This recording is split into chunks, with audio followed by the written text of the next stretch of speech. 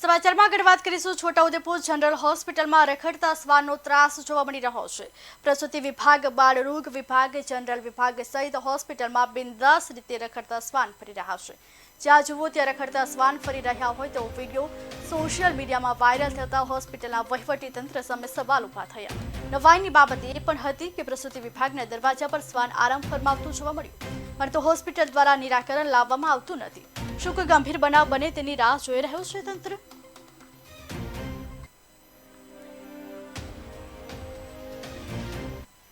અહીંયા દવાખાનાની આજુબાજુ અને દરેક વોર્ડની અંદર જે શ્વાન છે એ પોતે પોતાની મુક્ત રીતે ફરતા હોય છે અને એને કોઈ કાળજી લેનારું નથી, જે તે વોર્ડની અંદર કાઢનારું નથી.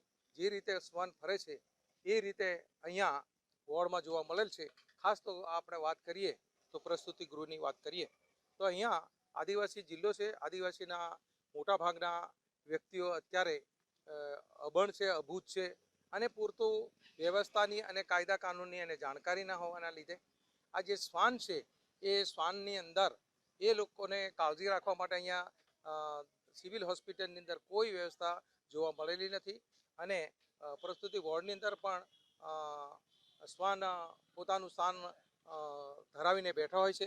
અને જ્યારે કોઈ વસ્તુ એવી બનશે કે બાળકને કોઈ ઈજા કે નુકસાન કરશે તો એના માટે જવાબદાર કોણ? એટલે તંત્રે વહેલીમાં વહેલી તકે આ બાબતે જે બીજી સિવિલ હોસ્પિટલોની અંદર જે વ્યવસ્થાઓ છે, સ્ટાફ છે, દવાઓ છે, એની પૂરતી વ્યવસ્થા કરે એ જ આજની.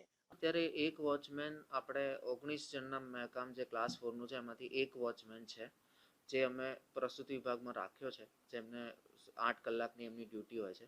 પણ એના સિવાય આપણે આપણા હોસ્પિટલમાં ઉપર ગાંધીનગરથી કોઈ બી સિક્યોરિટીની મંજૂરીમાં આપવામાં આવી નથી અત્યાર સુધી. અમે ઓલરેડી ગાંધીનગરમાં લેટર લખ્યો છે એમાં 2 વાર કે અમને GISFમાંથી સિક્યોરિટી પ્રોવાઈડ કરવામાં આવે, પણ જે સિક્યોરિટી નહીં હોવાને કારણે અહીંયા આ ઇસ્યુ રહે છે.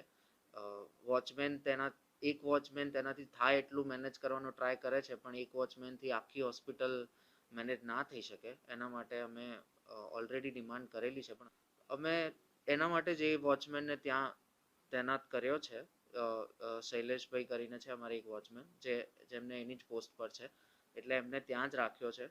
પણ અમારે ઉપરથી અત્યાર સુધી GISFમાંથી કોઈ સિક્યોરિટી સેન્કશન નથી થઈ, એટલે હવે એને લીધે અમારે આ એક પ્રોબ્લેમ રહે છે સિક્યોરિટી ગાર્ડનો.